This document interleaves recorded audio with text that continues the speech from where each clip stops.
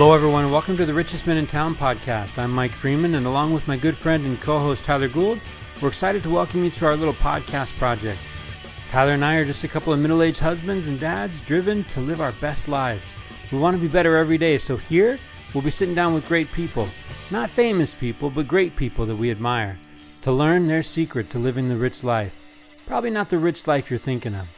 Our guests come in humbled and surprised at the invitation and hopefully leave feeling proud and grateful, realizing just how good they really have it. So pull up a chair, stay a while, and raise a glass with us as we toast our guests to the richest men in town. All right, Tyler Gould, some people just need 2 chapters on the richest men in town to tell their story. Yeah, you know what, Mike Freeman? Sometimes people need 4 hours plus. 4 hours plus, and I honestly think we could have the guy back. Nick Anderson came in to kind of give us an update and let us in on the work that he did in a prior episode, hinted at some of the things that he lets us in on tonight. And what's moving in you as we think about our time we just spent with Nick Anderson? Well, you know, it's interesting.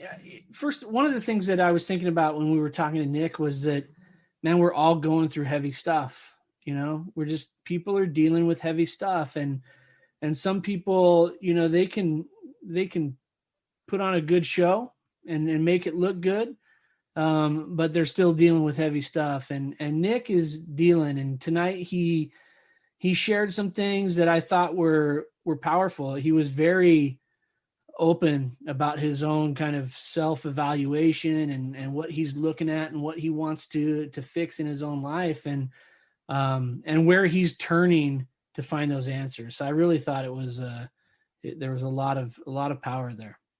Yeah, Nick actually lets us in and shares what I do believe, and I think he says in the episode, he acknowledges a gift that he's got, you know, a blessing kind of that he has of being reflective. And it's not like, check me out. He beats himself up a little bit. Oh, yeah.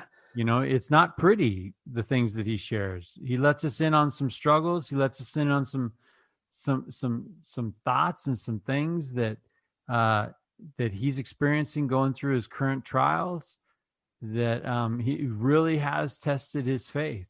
But I see in him, and I hear and feel as he shares, I feel a vibrant faith.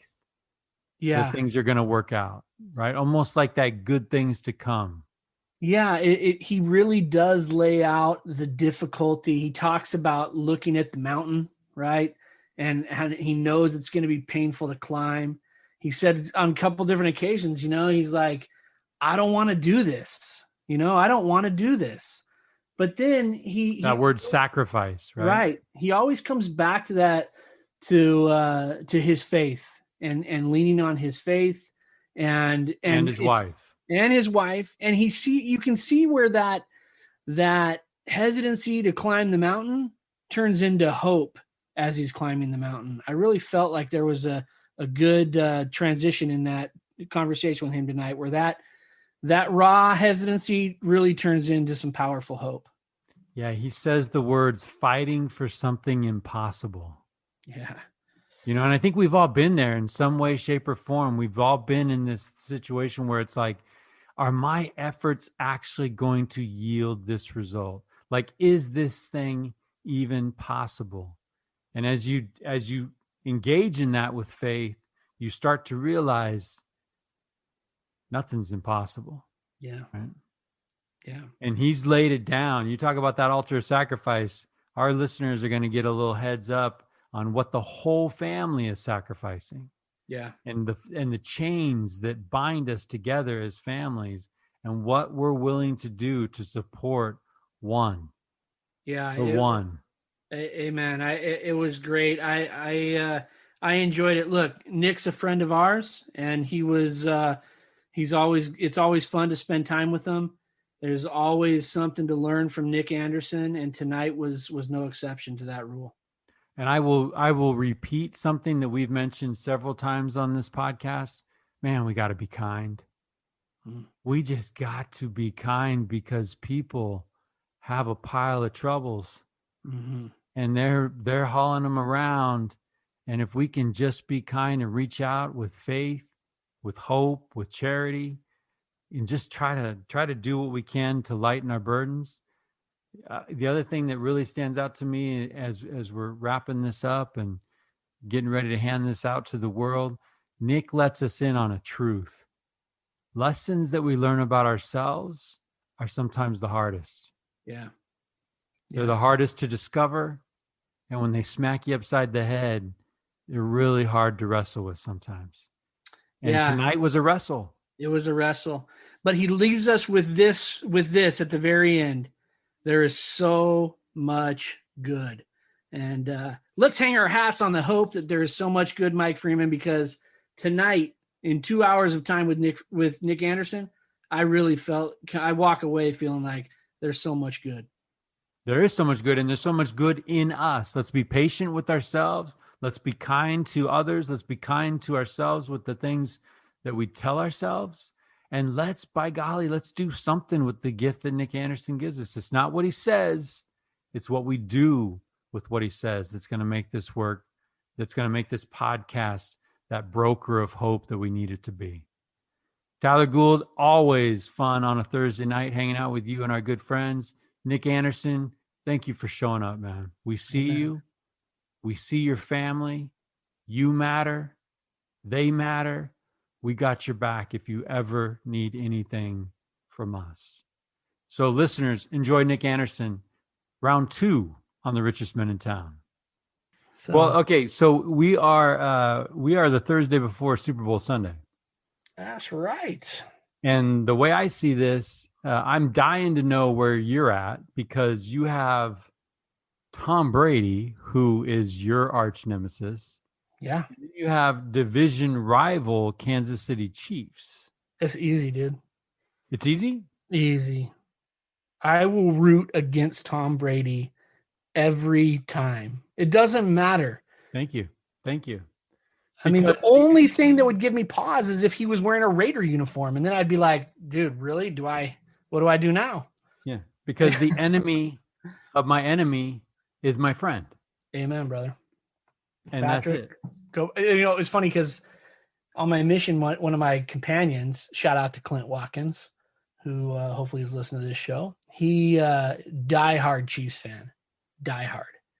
And I'm a Raider fan. So we commenced in quite a bit of trash talk. And there was probably some things said that were personal during those times together, When you could own it back then as a Raider fan. Yeah, absolutely. You could back that up. Yeah. So last year, Super Bowl, I let Watkins know I was rooting for his boys. And this year, even more so, man. Okay. I just want to add some humanity to it, though. Yeah. Have you seen the clips of Tom hugging his son? It's staged, bro. Have you seen the clips? Yeah, I saw it, and I have you seen the clips with Drew Brees on the field after the game, and he's throwing TD throws to Drew's son?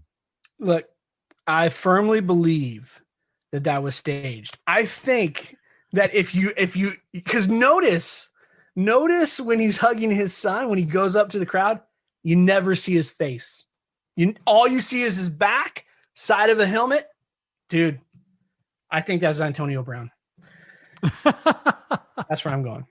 I'm sticking. So you think Tom Brady is an egomaniac to the level that the camera's always on him and he needs to stage these things? Oh, 100%. I think he walked out on that field with total intent of telling Drew Brees where he could stick it. And when he saw the cameras, he went right into Tom Brady mode. Do you think Drew Brees kept the wife and kids on the field just so Tom wouldn't come on the field and tell him where to stick it? Yeah, I think, it's one of those things. Like Tom's not going to bag on me when my wife and kids are here. So kids, you got to stick around. Yeah, I think what was going down is, you ever been in like a gathering of people and someone walks in and you're like, I got to start a conversation with someone's stat because I don't want to get in that one. So I think what's going on is is that Drew was like, honey, quick, come on. Let's just pretend like we're talking. We're just talking. Everything's good. And she was like, wait, so you just want me to hang out here and hug Tom Brady? I can do that. Do you see that go down? You see that? Yeah, I did. Tom Brady. Snake in the grass, dude. Snake in the grass, dude. I mean, no good thing. No good thing can come from Tom Brady. I don't think there's ever been one. You're convinced. I'm convinced. Yeah, I don't think you could. You'd be hard pressed to prove to me otherwise. Okay. Can we talk about good things coming out of people, like unexpected sources? Yeah. Okay. Yeah. Bernie Sanders in the meme. Look, I'll admit I am not a Bernie Sanders fan. I loved every second of that. I am now, right? And I love the fact that he was donating. He was selling those shirts. Brilliant. And donating is brilliant. I mean, come on. Guys, brilliant. And this Elon Musk's thing with like St. Jude's and I'm going to raise, brilliant. It's brilliant. Look, Bernie's a smart guy. We'll give him that. He's a smart dude. So there you go. The memes are hilarious, man. Yeah, but he didn't go out to create the meme. Like that was his look. Oh, 100%, dude. Okay, so Tyler, how old do you have to be at the I don't care Bernie Sanders stage? Are you there already? Some would argue that I might be there. This is the difficult part of that, right? Some may argue that I might already be there. And at the same time, I'm trying really hard to not be there. So that's a bad. But you in your mind, you're like, I'm looking good. I'm working hard to look good. And other people are looking at you like he's mailed it in. Yeah, I look in the mirror and I'm like, you've done it, dude. You did it again. You look good. Way to go. Okay, I'm not going to mention any names. But I know some folks that have gotten to that stage. Yeah. And you'll go visit them, right? Maybe minister or do something.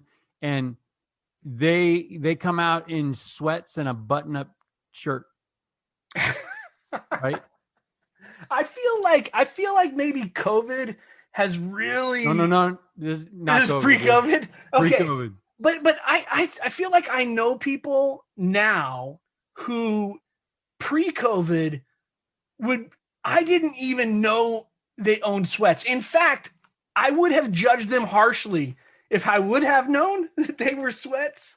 But now it's like I get onto meetings with people and sweats is the thing. Like do you own sweats? All right, here's the thing about sweats. We're getting deep. Deep. This is serious. This is serious stuff. I own a pair of sweats. Now I need to ask. This is a deal-breaking question. Elastics on the ankles. Okay. I'm going to preface all of this by saying that my lovely wife, who we're about to ready to celebrate our 24th anniversary. Thank you very much. Hey, congratulations. She purchased these sweats for me, and they do not have elastic on the ankles.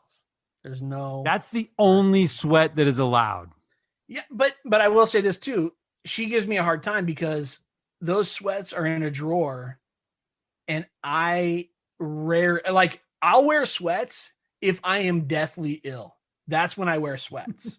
Like if I'm going to have to be kneeling down by the commode to take care of some business, sweatpants are on. But if it's cold in the house, I'm just wearing a pair of jeans. What's your take on Mrs. Gould wearing sweats? I support everything my wife does. Smart man. Right. I'm gonna act like a not so smart person. Yeah. Right. And I'm just gonna point out that my wife has a pair of sweats that I wish were burned. I wish they were burned. Yeah. Right. And when they come on, I'm actually pretty vocal about it. Like they're a Seattle University. Number one, I didn't even know there was a Seattle University.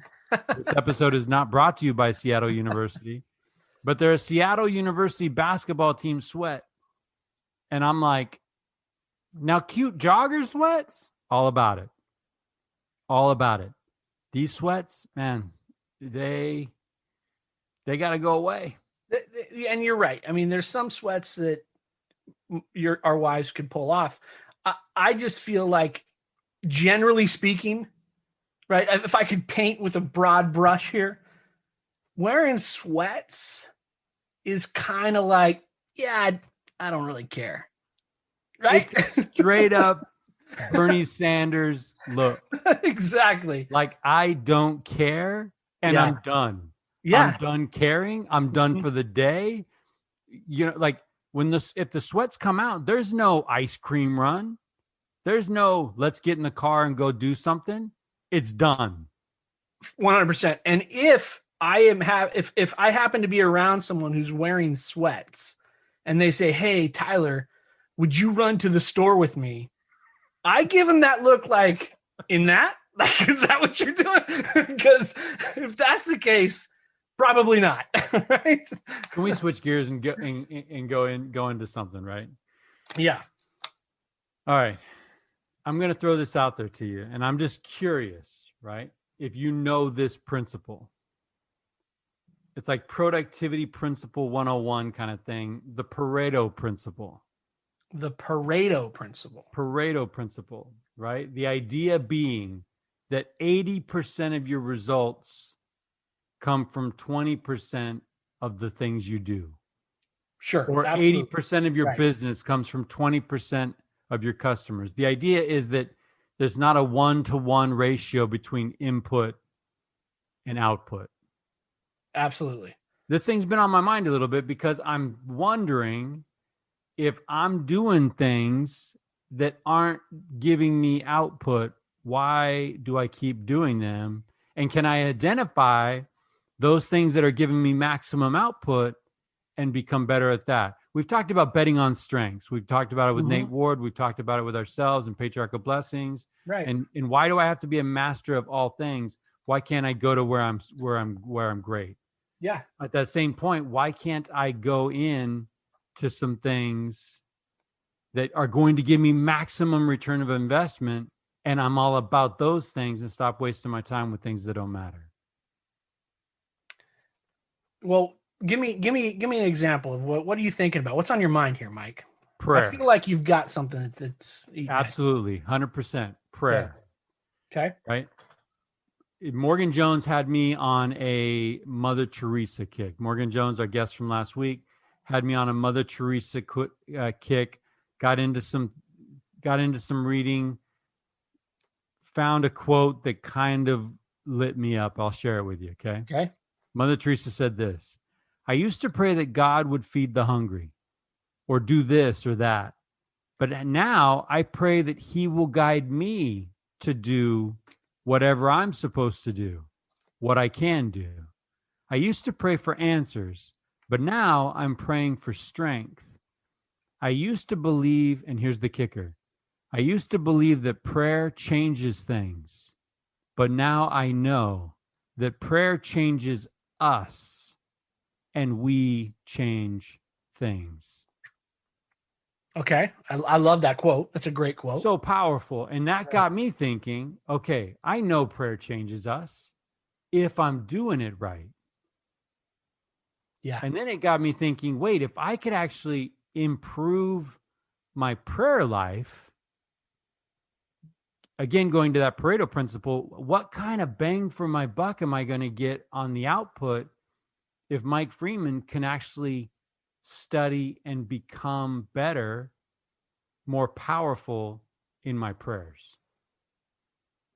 Because prayer changes things. Prayer changes us, and we change things if we're saying our prayers powerfully. Right. It's like anything, right? It's what we put into it is what we're going to get out of it. Right? And okay, on a scale of 1 to 10, how much do you put into prayer? I mean, that scale is different every day, right? Unfortunately. Right. So some days it's a 10, some days it's a 1. But if you knew that was a game-changing practice, you would probably attack that differently. Yeah, I mean, I agree. Sometimes going and chasing things that aren't impactful. Yeah, I don't know. You know, it's interesting because I don't know that I Right. And I think you're probably going down the same road. I don't know that I skip it, but I know that I skip the meaningful part of it. You know what I mean? So there's definitely that. And it's interesting too, because I think that prayer that's meaningful requires a lot of effort, and on two sides, right? It requires the effort of us to communicate in the right way and communicate the right things. But I think the real effort comes in the listening, right? That's where the real work is done. So when we're intentional about our prayers and we say the right things in the right ways, and then we choose to listen, I think that's where the power comes. That's where the change comes, right? It's not just rattling off what's on our mind, even though sometimes that's okay. It's a good, better, best scenario a lot with me in prayer, right? Yeah, but if I told you that Richard G. Scott experience, right, where Richard G. Scott was teaching the principle of revelation, think about how many times ask is mentioned in the scriptures. Yeah. Ask and you'll receive. Knock and it'll be open. Man, have you ever thought about what's on the other side of that door? And if we truly knew what was on the other side of that door, we would be knocking all the time. And so many times if we receive, Richard G. Scott taught this principle. Every once in a while, ask if there's more. Right? Yeah, when we receive I remember that. Take the time and say, hey, thank you. Is there more? Well, and how about this, Mike? How many times do we knock at that door and then bail out before the door opens? Right? I feel like that to me is that's where my focus is. But this is the thing, really bad analogy, but it's like I am passing up the opportunity to make $1,000 to go talk to somebody about $1. Right. Yeah. Yeah. That's silly. Nobody would do that. But we have principles. We have things in our life that deliver. They deliver, and they're more impactful than other things. And I think we don't necessarily spend the time to identify what those high impact inputs are. Prayer being probably one of the top things that we could do with our time. Yeah, I agree with you. I mean, I think that, again, I think that there's a formula that we need to dial into, and look, I just went through this experience with my youngest daughter, right? We were talking about, spiritual things. And I asked her, I said, tell me what it feels like to feel the Spirit. Right. And she was like, I don't know, she kind of hemmed and hawed and gave me an answer. And I said, well, tell me about an experience you had when you prayed and you felt something. And she's like, I don't know. Right. And I think that's probably a lot of people's default position, right? Well, maybe. Yeah. And so this is what we did, right? We said, okay, here's what we're going to do at night. We're going to kneel down at your bed. I'm going to say a prayer. And then you're going to say a prayer. And then we're going to not say anything. We're just going to sit there in silence and just listen for 30 seconds. And then we're going to talk about what ideas came to our minds in those 30 seconds. And it changes the whole thing, right? Because then you're like, you know what I was thinking about? And this, and that. And now we're talking about inspiration, right? And we're talking about how the Spirit works with us, right? And I think that's the key. The key is not the easy part's to get on the knees and just say the words. It's the listening, and then it's the listening, and then it's the taking the action, right? But I think that one of the ideals, right? Maybe that celestial level is to seek when you're not seeking. Like if you've got a pressing issue, you probably go about prayer totally different. You probably go about it the way you're supposed to go about it. When you need answers, you're probably more intentional with your prayer, and you're more intentional with the pondering and the listening. But when you don't need answers, can you still receive answers. Yeah, but maybe and I've told you this, right? The guy that's walking on the edge of the cliff and he falls, he slips off the cliff and he's falling to his death, right? And as he's plummeting to his death, he's praying, "Dear God, save me. I'll do anything you want me to do." And he reaches out and grabs a branch and he stops from falling. He's holding onto this branch and he's dangling and he's saying, "God, if you save me, I'll do anything." And his grip loosens and he slips and he's 6 inches from the ground. He lands on his feet and he says, "Never mind, I got it." Right. And so I think sometimes when we're desperate, we tend to be, maybe it is more heartfelt, but I feel like, when you were a kid and you had some trouble going on, you ran into your mom and your dad and you're like, "You got to do something for me right now. Right. Right now, I need your help." And I think sometimes that's good, but it's to your point, I think it's more powerful when we're in that spot where we're having meaningful conversations all the time. Falling off the edge of a cliff, can be part of that, but it can't be the sole time that we feel like we're really pouring our souls out. And just what's behind that door, right? And I would love to be able to, and I love in that quote with Mother Teresa, I just love the introspection, right? She evolved. I used to do this, and now I do this. And I think that's powerful in that in our quest to be better, I think that it would benefit us to look at our prayers.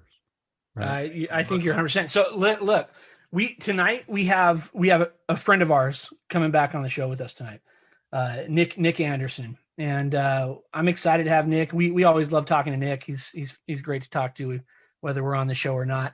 And he's going to join us. And I want to get his take on that quote. And plus, I need to know about what he's doing with Sweatpants these days. But you know what I mean? Like, we got to figure those things out. Should we let him in? Let's do it. All right. I just want to commend you, Tyler Gould, because you are a man of your word. Because every episode, and we're coming up on 40 episodes, I think. Every episode, every guest, on the way out, you always say, "We'll do this again. We got it, man. We'll do this again." Yeah. So it's kind of cool to have Nick Anderson on because it's helping you live with integrity and keep your word. Yeah. If we're actually going to do this again. If I didn't invite Nick back on, I would be. You would have all of these false promises. Yeah. Yeah. Right. And let's be honest. Nick Anderson is one of the classic Richest Men in Town guests, one of our most popular episodes. So when you said in that setting, "Hey, Nick, we'll do this again, we'll have you back on," there are hundreds of people out there wondering, "Hey, Tyler Gould, when are you going to bring Nick Anderson back on?" That's right. And so, that's no joke, man. That's no joke. And I've told you this, Mike, and I've told you this, Nick, but Nick Anderson's episode is required listening in my house. You got to listen because there was some good lessons that I was taught, but I want my kids to learn those things too. So it was good, man. And here we have him, Nick Anderson, back with us. How are you, brother? I'm doing pretty good. I can't tell you guys how happy I am to be back with you. Oh, it's good to have you, man. Good to have you. But because I love you. I fell in love with you guys months ago. I don't know. It's great to be with you guys. We're stoked you're here, man. Kind of crazy, but it's good. Well, we might be playing a game. Go ahead, Mike. Yeah. I'm with Tyler on the required listening, and my kids have learned so much from those couple hours we spent, man. Yeah. So you're like on a trek to find where the Andersons will settle. Is this what's going on? Whoa. It kind of is. Yeah. We're actually technically we are homeless right now. So we sold our house in California, and that was something that, and we can get into this a little bit more. I'm sure you guys will ask me some questions that will lead to, to some of this, but we've got questions for you, dude. We've got really questions. Strongly. I know. So I'm ready for those, but we decided to move, and not that we wanted to like escape, it wasn't like escape from Alcatraz or, we keep hearing on the news, but we decided we needed to get out and get closer to our son who lives in Utah. And so we decided to move. We put our house up on the market. It sold in like 2 days. And we started moving everything into a storage unit. And we just 2 days ago, we closed on a house in Utah. Nice. So yeah, we're in transition. We can't even move until like near the end of the month. So we're just on the road right now. Wow. So where in Utah did you guys settle? So, there's this place that's pretty cool. There's this school, it's called BYU. I don't know if you've heard of it, but yeah. But it's like on the other side. There's a lake right near there, and it's on the other side of that lake, kind of near Lehigh. Okay. Very cool, man. Very cool. My daughter is at BYU right now. Yeah. Yeah. So, hey, Nick, before you jumped on with us, we were breaking down sort of the heaviest things of life, right? And one of those things that we really felt like we needed to get to the bottom of tonight was how you feel about sweatpants. This is embarrassing. I can't believe you're asking me this. Because I haven't worn a pair of real sweatpants in probably, I don't know, since I was like 11. Okay, look. They're okay. But this is coming from a guy, but I've worn a version of sweatpants for like the last year. If you want to count like the runners, where you just put them on and they have the elastic waistband, so that my COVID-20 can be comfortable, right? So I've been wearing those. I think that counts. Well, look, I appreciate your honesty in sharing about sweatpants. All joking aside, we actually did talk about some important things before you jumped on. And Mike shared a quote from Mother Teresa. And Mike, do you have that at the ready? I do. So last week we had Morgan Jones on, and Morgan shared a quote from Mother Teresa that really, really impacted her life. And I had gone 45 years of never hearing that quote, and I had heard it twice in 1 week. So that was kind of a cool thing, and that got me exploring some of the writings of Mother Teresa. And she said this: I used to pray that God would feed the hungry, or do this or that, but now I pray that He will guide me to do whatever I'm supposed to do, what I can do. I used to pray for answers, but now I'm praying for strength. I used to believe that prayer changes things, but now I know that prayer changes us and we change things. I think it's wonderful. When we look, I'll pull out something really basic, but if you look up prayer in the Bible dictionary, and I don't have it in front of me, I can get it. But the thing that really stands out to me in that definition is that when we are praying for the things that the Lord would have us pray for, and when we have the Spirit with us, and our desire is to basically speak with His voice, I think that's when prayer locks us into doing what the Lord wants us to do. Now, getting there isn't as easy as just saying that we want to do it. And that's the thing I've struggled with for a long time, and I still do, because I want so badly to be able to pray like that and for it to change me like that. And I think it's one of those things where that's the way that you get there, is through prayer. And over time of serving and letting yourself just be submissive and sacrificing, because there's a lot of times when my life is being guided and then I don't want to do what I'm being guided to do. And then I come to the crossroads. Am I willing to follow the answers that I get? Or am I going to do 80% of the answers that I get? Or am I going to do 20% and justify it, saying that I've done something? But I don't get anything out of the change that it can have on me. I shouldn't say I don't get anything out of it, because I think we all get something out of just getting on our knees and praying, but the real impact comes when I'm ready and willing to follow what I hear.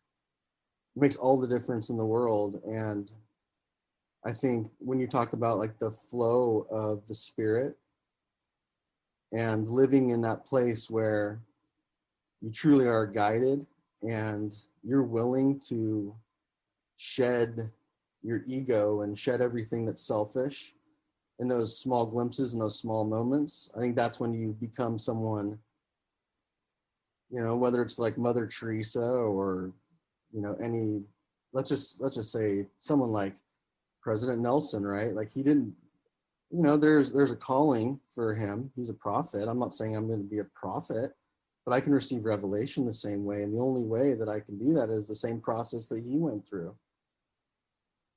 There's really no difference aside from, you know, the calling and the, you know, foreordination. But I think Mother Teresa is absolutely right. And I think she was inspired. And so, you know, I couldn't quote that back to you right now, and it's kind of a long-winded answer, but for me, it becomes more and more true when I'm willing to do the work, because the minute I'm not, and the minute I start justifying, I'm going to start making a bunch of stuff up that I think God wants me to do, but it's probably more of a waste of time than, you know, really an impactful, effective relationship.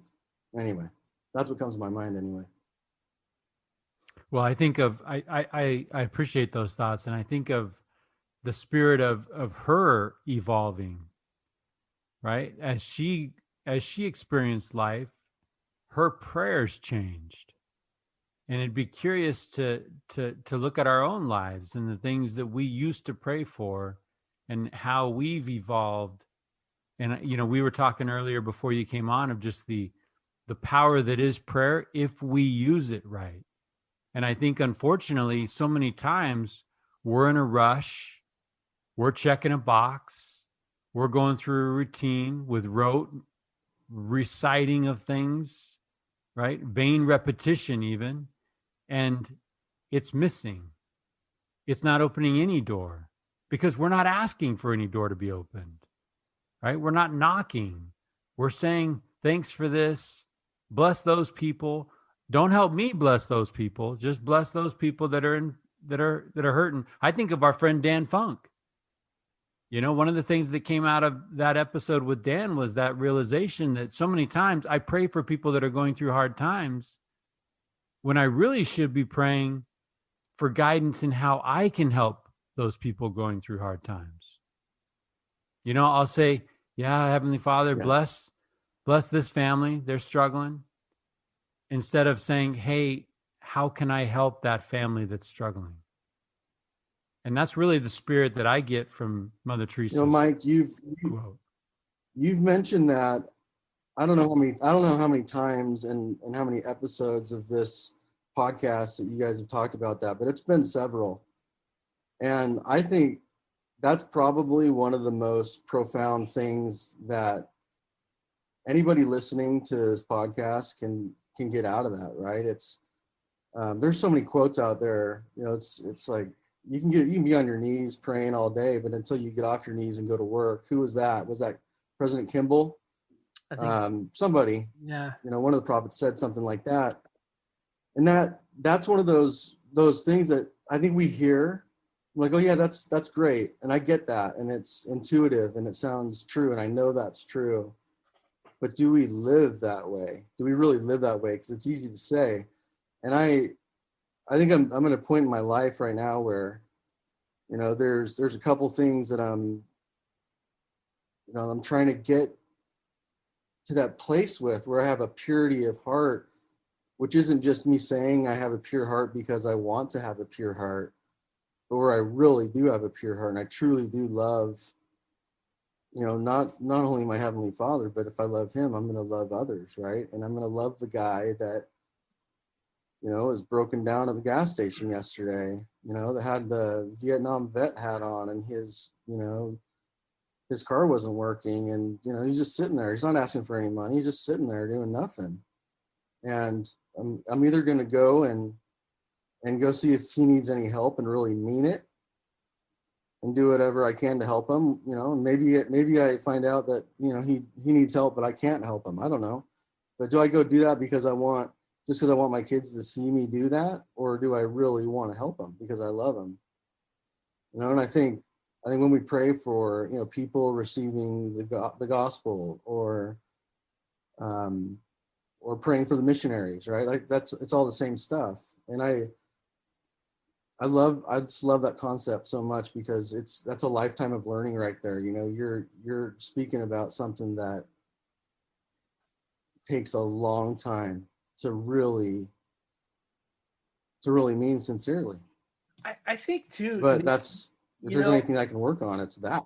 Yeah. And I think too, you know, I think about President Nelson saying the Lord loves effort, you know, and I think that maybe that's the component in all of this, right? If we put forth the effort to do something, right, doors are going to open. And look, I've been guilty in the past of doing something for the wrong reasons.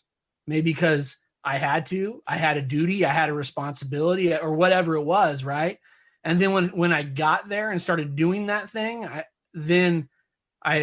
begin to understand why I'm there, or what I'm supposed to learn, or there's a lesson in that, right? And I think that sometimes I would love it if I was in that place where every time I prayed and every time I had a prompting, I just jumped to it, right? And I did it because I knew that was the right thing to do. But sometimes I have, you know, when Brigham Young was in, the Saints were crossing the plains, right? And he's in conference, and he says, we have to get up right now and go save those people, right? And conference is over. Get up, load your wagons, go save those people, right? And everything we're saying in this conference is in vain if we don't go matter. do this thing. That's right. So people do that. But I also believe that there was people that ran to their wagons, loaded them up, headed out to get people. And I also believe there was probably people that were like, I guess if the Freemans are going, I'm going to load my wagon up and do it too, right? Because that's what we're supposed to do. And they're begrudgingly going across the plains, but in that effort, there's some sort of conversion that happens in there, right? And I think sometimes, I think that's sort of the evolution of getting ourselves to that spot where you want to be, Nick, that you talk about, the pure heart. I mean, that's my thought. That's maybe that's just me. I'm that guy who's loading his wagon up going, yeah, I guess if Freeman's doing it. So let me ask you, so if we were there, let's see, at that meeting, and, you know, whoever it is, let's say, you know, President Nelson says, okay, it's, you know, you gotta go do this thing, and our hearts want to do it so badly. We want so badly to, and we're willing, but are we prepared, like, in every way to be able to do that, right? Like, are we prepared even financially to be able to just get up and go?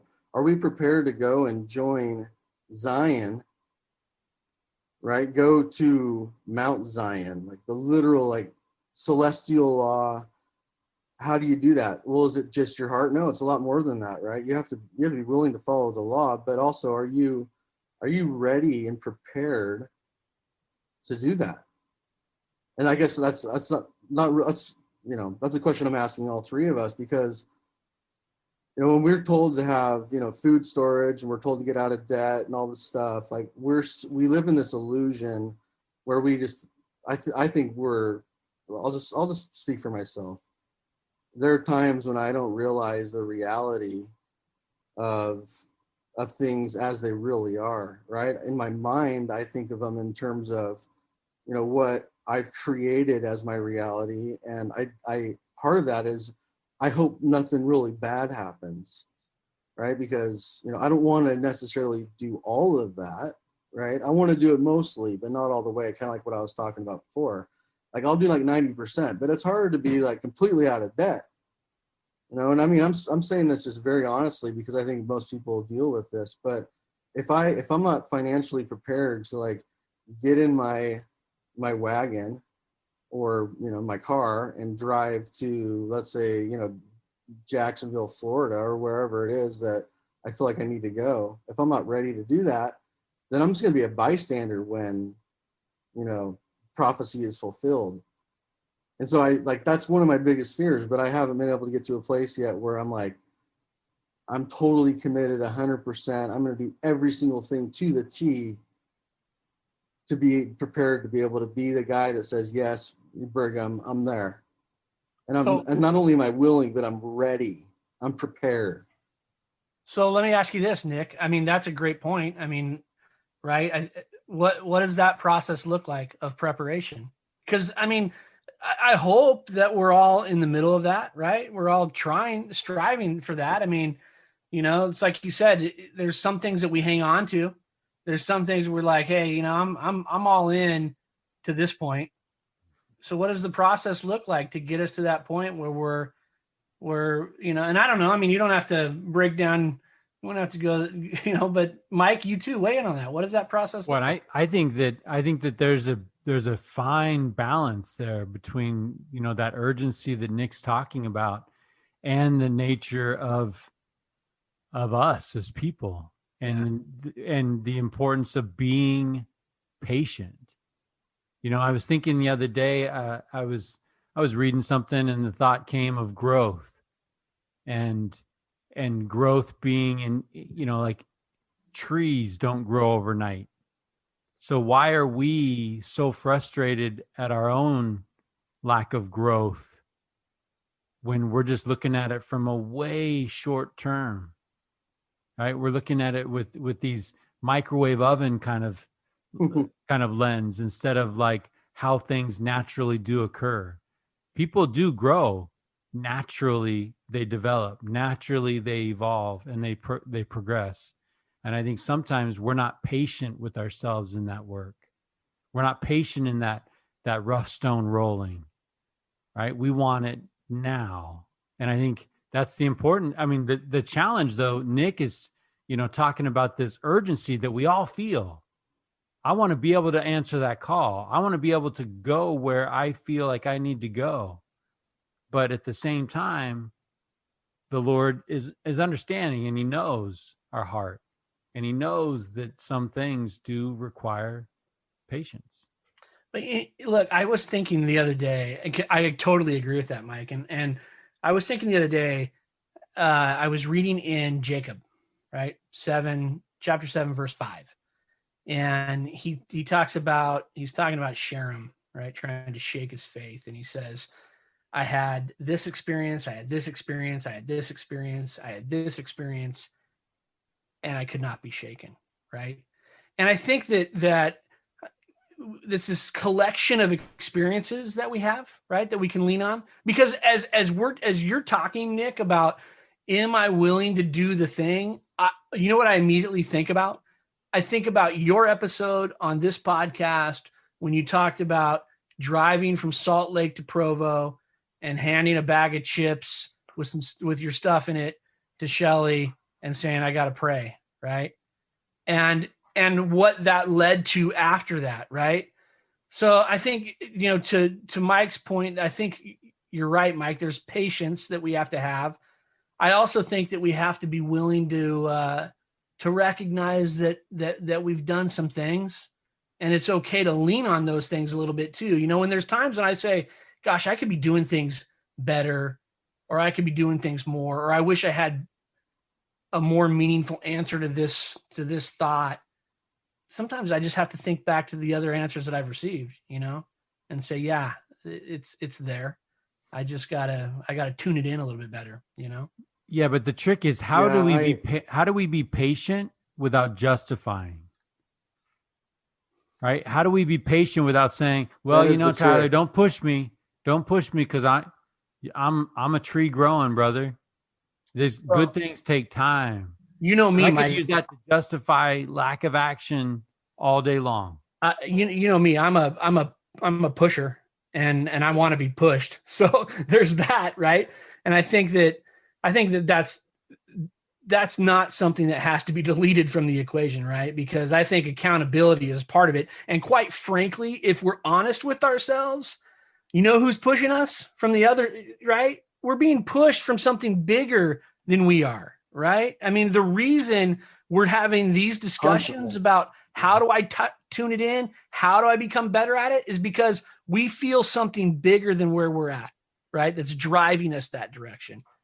And so I say, push, man, like push hard. It's exciting.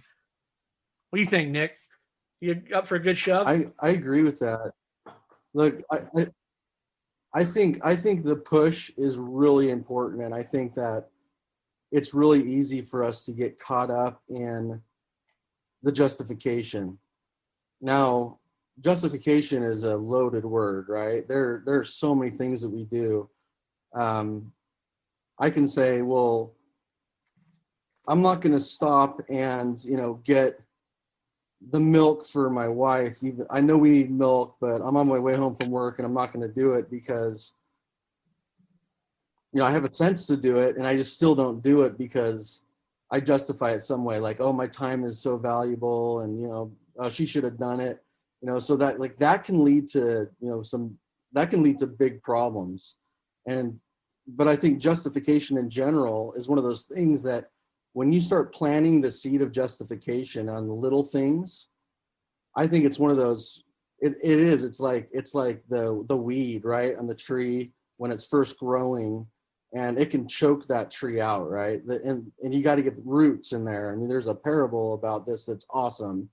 And, the seeds can fall on, shallow ground and rocky ground and all this. But even if the seeds, are in fertile grounds and they're growing, you start justifying and you're going to be growing a tree with, I don't know, with whatever it is that chokes out trees, let's just call it a weed. And so when I think about the push, I think pushing ourselves and letting the Lord push us is, it's the compulsion, right? You can be compelled to be humble. Now, I don't think there's any human being that completely humbles themselves in all things, right? I think there's definitely the moment where you're like, okay, I'm going to humble myself. I'm going to make a change. And it's not going to get so bad that it feels like I'm being compelled. But I need to be compelled constantly in, those little moments when, I'm going to be chastised, right? Because I think being chastised by the Spirit or by those that love you is really, really important. I think it has to happen. And if we're loved, if someone loves us, they're going to chastise us. And so I guess what I would add to what you guys are saying is, Mike, I totally agree with you, right? We are trees growing and we need space to grow. But for me, I think lately in my life, I've come to the conclusion that I'm either being weak because I have weaknesses, or I'm straight up rebelling, right? From things that I know I need to do, but I'm choosing not to do it because of pride or whatever. And I think there's a difference in how the Lord will treat us in those situations, right? So if I'm having a really hard time getting out of debt because, of weakness, and because I don't have the ability to get out of debt and prepare financially, that's one thing. But if I'm making enough money and I'm not getting out of debt because I want to buy a new Range Rover, right? That's different. I think that's a different thing. And maybe that's part of weakness too. But I just think that the fig leaves around us are, and whether it's a personal thing in our personal lives and our family, or whether it's in our community, or whether it's overall like global things happening, we see signs of that compulsion. And if we don't follow those signs, if we don't pick up on them, then I think it gets harder and harder to do that. And I do think that there will be a moment when we don't expect it, when we're asked to do something and we're not going to be able to do it. And we think back, and I don't know, I think the Lord always loves us no matter what, but I do think that there's those moments when he might say, well, remember you had that opportunity instead of, buying Bitcoin, right? You could have paid your debt off. You could have paid your house off. But you wanted to get on the Bitcoin ride or the GameStop ride or whatever. And now look at you, you're in this huge amount of debt. I mean, there's so many examples of this. Yeah. And so I think there's mercy in general. That's a general rule. There's mercy and grace and all that. Like, we are saved by grace after all that we can do. But I think there's those moments when, President Nelson says it's time to, pack your bags and go to Jackson County, which it's not going to happen now, right? There's other things that need to happen. But that on a personal level, it might be like, hey, Nick and Shellie, it's time for you to, sell your house in California and move to Utah. And if I wasn't ready to do that, then the things that I know that we need to do when we're there, they're not going to happen. And that's going to affect everything in my life and also the lives of the people that I'm responsible for. So I don't know. I'm just talking now, but I think let's talk about that for anybody. And so I'll just be bold. Yeah. Nick, let's talk about the forces that are at play that are leading you to make the decisions you're making. Sounds like you've made some significant changes since last time we got together. You wanna let us in on what winds are blowing? Yeah. So last time we talked, I think I mentioned my son, right? You said something about, go give your son a hug at the end of our. So, I have 5 children, and my number 2. So number 2 and number 3 are adopted, and number 2 has been at a school in Utah for 2 years now, going on 2 years now, and he's got some challenges that, some that he was born with. A lot that he was born with. I mean, he was born an addict. His mom was an addict, and he was in NICU, and then he was in an orphanage for a period of time, and just really, really hard for a kid to not have, that love at the front of his life. And then, we were really blessed to be able to adopt him and his brother. But along with that came some real challenges that I'm not sure I was ready for.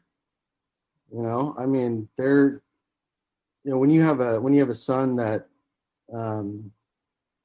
is so good, and he has such a pure heart, but he has a really hard time,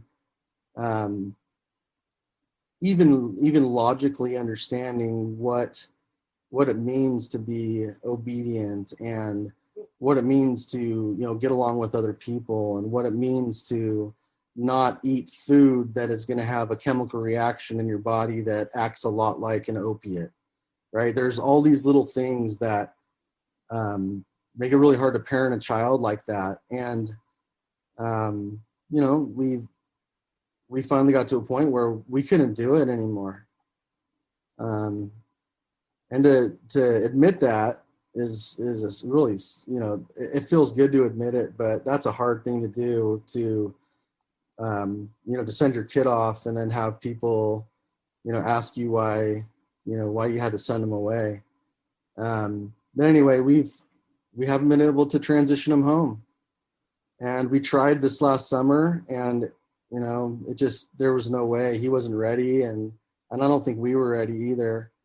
And so that failed, and that was in August. And so I'll let you guys ask questions, but I guess the bottom line is that failed. And that's when, we kind of started thinking about, is this going to work?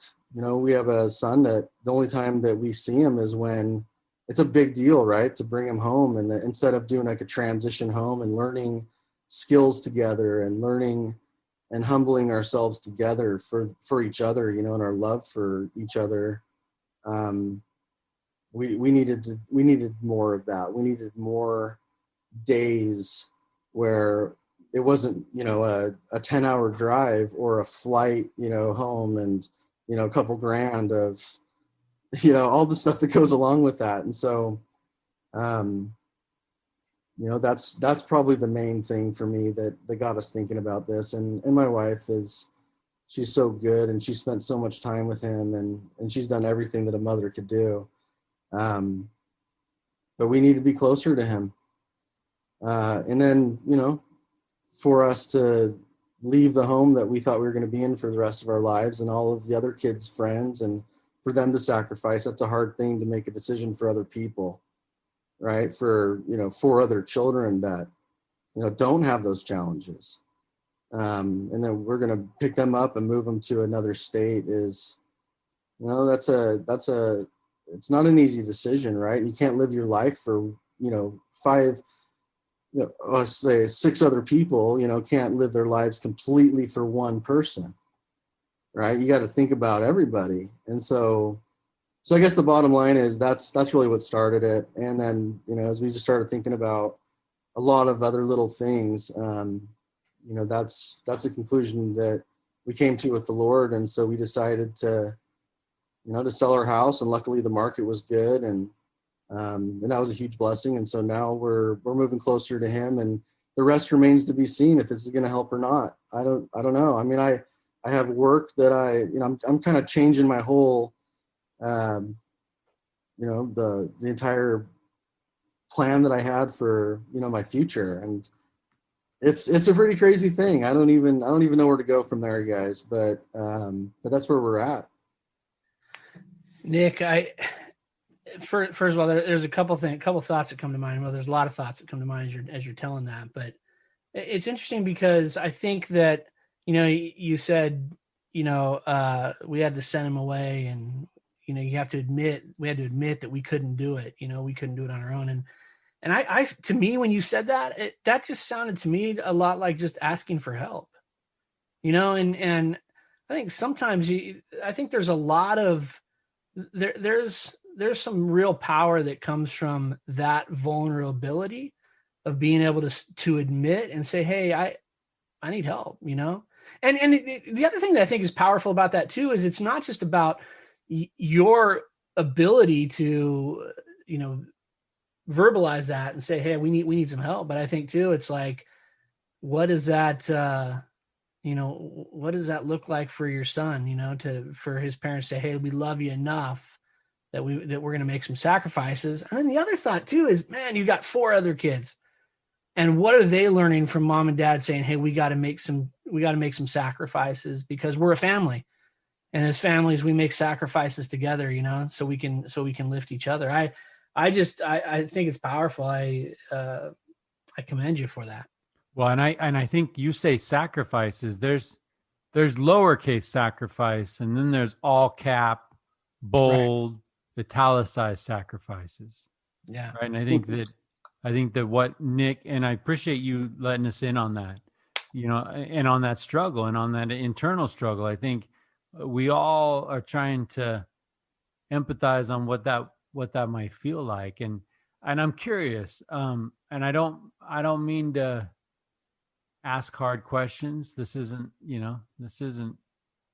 hardcore journalism here, but far away, Mike. No, go for it. I'm curious, looking from your vantage point into the life of your son, do you think God is fair? Because without faith, looking at that situation, absolutely, I would say that's unfair. Look, I think when it comes to understanding the gospel and understanding the eternal perspective that we're all trying to have, I don't think it's possible to understand the atonement until we understand that the fall was intentional, right? Like there was a purpose. It was part of the plan for Adam and Eve to fall and for us to be in this fallen state. And as difficult as it is, and look, I am not in any way trying, to say that I understand, because there's a lot of things that, that are far beyond even the things that, I've experienced in my life, and I've seen some things, but I look at some other, challenges that people go through that I can't even comprehend. But I know even in that case, even in the case of somebody who, this is the weirdest thing, but like, it's not weird. You guys will get it. But there's a Metallica song called One, right? You guys know that song? Mm-hmm. And it's about a guy who, I think it's like World War I, the story where he loses his arms and his legs, right? And his sight and his hearing. And, the song talks about this guy, and he's laying in bed, right? And he's just like living in hell. And it's really actually very depressing. But when I was growing up, listening to Metallica, of course, this you guys know my story. Like this is before I could, think of things, maybe more of a spiritual life, but I always thought, man, I can't even imagine what that would be like, right? Like that. And that song's not necessarily about hope, right? It's just about like how awful that would be. And I think about something like that, and there's a lot of people who have gone through really hard things that, I mean, I've read some cool books about, people who got through World War II and survived concentration camps, right? And like things like that I just can't even imagine. But there's a difference between, the story told by somebody who has faith and who has seen strength come out of diversity, that diversity of experience, and the what seems to be such a hopeless situation turn into something so hopeful, right? And they're not going to get to that place quite yet, right? It's just hope at that point until someday when they receive that peace, but they know that it's there and they know that there's a way past it. And so back to your question about things being fair, one of the things I'm grateful for is a knowledge that, this really is an eternal experience. And, even this life isn't really about, this, it's not even really about time, right? It's about experiences, right? Because I can have whole stretches of time when I don't even remember, right, what the last week was like, because nothing really happened. And it's almost like that didn't even happen. And when I have the experiences, and usually it's the ones that are hard, I guess that's the way that I can understand some of these other really challenging things that people have gone through, and to think, you know what, I can see why people might think that that's not fair, because other people don't have to go through that thing. But because I know that Heavenly Father and our Savior love us, and because this plan is intended to help us to be sanctified and purified, and I do think that He is so infinitely knowledgeable, like truly omniscient, that all of these little experiences, and however hard they seem, are all going to fall away someday, right? And it will be for our good. And so when I look at my son and I think about how awful it would be to not be able to eat like normal food, because if he eats any wheat, like if he wants to get high, he eats wheat. Like imagine if you're a junkie and there's like heroin all over the place, right? Like everywhere, and everyone else is doing it. Like that's what his life is like. Like he cannot get away from it. But that literally is what one of his biggest problems is, that if he sees something that has wheat in it, he wants it so bad. He will steal and lie and cheat to get to it. Okay, so there's that. And then on top of it, he has all these other issues.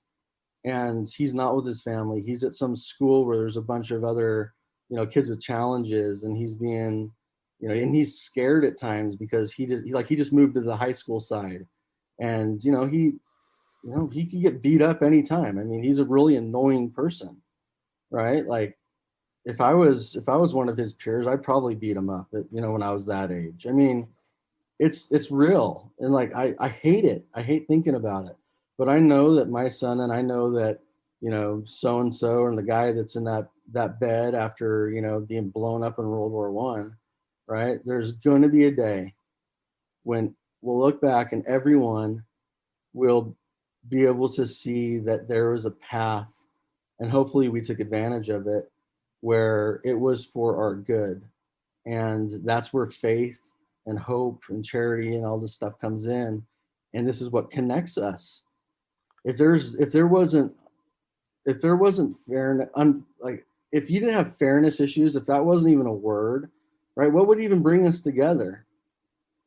Right? Like we wouldn't even have anything to bring us together to like fight for each other and to like care for each other if we didn't have challenges. So in all reality, as hard as it is, and as much as I don't want to deal with it, I don't want to deal with it. And trust me, it brings up all kinds of like temptations for me to like, I just want to escape, right? But I know that that's not the way. And I know that, people want to escape and they want to ease that anxiety somehow, whether it's, whatever it is for any individual, right? Whether it's, drugs and alcohol or pornography or whatever, there's so many ways to escape, but that just sets you back, right? And that makes it more unfair for everybody. And so, I don't know, that's a long answer to your question, but I don't think it's unfair. And I do think that because of the atonement of Jesus Christ and because of the fall and the need that we have for him and the promised blessings that come, I think it's glorious to have to go through stuff like this. Nick, how do you convey those thoughts to your son? Sometimes, I've always thought this, like you go through a hard thing, and when you're in the middle of it and you've got this spiritual anchor that you can turn to, right? That helps you get through it. And you can say, hey, you know what? It's eternal. We go through these things. These things are for our good. You know that. How do you convey that to your son? How do you help him feel that? Because I'm just thinking of those people I know that maybe don't have that same level of faith, right? It's easy for me to say, hey, we're going through some hard times and the Lord's in charge and we're going to be better for it and we're going to learn from it. But what do we say to that person who doesn't maybe have that same depth of understanding as you do? One of the things that I've realized as a parent is that I need to do my best and I need to have trust in the Lord, because when it comes to the real teaching, I can correct my kids and I can love them and I can, do everything I can to teach them, and I can learn from them, which I think is a requirement of being able to teach someone too. But I have to trust him that he will care for those individuals the way that he cared for me. And all I can say is that I know it's true because I've experienced, and I also can tell him, you're going to experience stuff that's going to solidify your faith too in your life. And I'm not going to be able to protect you from everything. And I think that honesty, it's like, it's not even just him. It's like my 16-year-old, right? Because my 16-year-old's a lot more capable of understanding these things than my 15-year-old that's in Utah, right? That's in a school in Utah. He doesn't have the ability to understand as well as my 16-year-old does. And it's hard to teach my 16-year-old. And I have to tell him, hey, son, I love you. I want to do everything I can to teach you everything that I can. And I want to share my experiences with you to whatever degree I can share them with you. And I want to help you. But there's going to come a time when you're going to have to leave the nest and you're going to have to go fend for yourself, and you're going to have hard times. And I'm there for you, but I'm not going to, I'm not going to enable you to do anything wrong. I'm not going to coddle you. I'm not going to, I'm not going to hold you back from those experiences, because I do think that is required. It's required to live and to feel the realness of life and the fall, right? And look, let's avoid the ones that we can't avoid. Let's avoid the pitfalls we can't avoid. There's certain choices that you have to make and that you have every ability to make so that you don't deal with this, and this. But the thing that you're not going to be able to avoid is the agency of other people and your own weakness, right? You got to learn that. But the agency of other people is also, like, look at my son who's in this school. Like his biological mom, shot heroin while she was pregnant, right? Like, that's not his fault. And, there's people who lose their children because someone is, drinking and driving or, whatever. I mean, or God just decides that someone needs to go through a really hard time. So, someone gets cancer and has to go through all that, right? There's things that you're just not going to be able to control. And so let's focus on the ones that we can. Let's focus on the ones that that our agency can mitigate. And let's do all we can to exercise faith, and let's build faith, and let's do that through service and having those experiences. But ultimately, when you're my age, you're going to look back on things that were really hard, And those are going to be things that are going to be of so much value to you. And I don't want to stop those things from happening. So I guess the answer is, you got to do your best. And there are people out there that don't have the same level of faith. And I'm not saying that you have to go through the same things that, Tyler's gone through or that Nick or Mike's gone through. Like, no, go through the stuff that you need to go through. But the other thing that is beautiful about Heavenly Father, first of all, he is real. So anyone listening to this that is questioning that, you got to find that out for yourself. And you do that through prayer. You do that from, action and testing. There's a lot of ways to test that.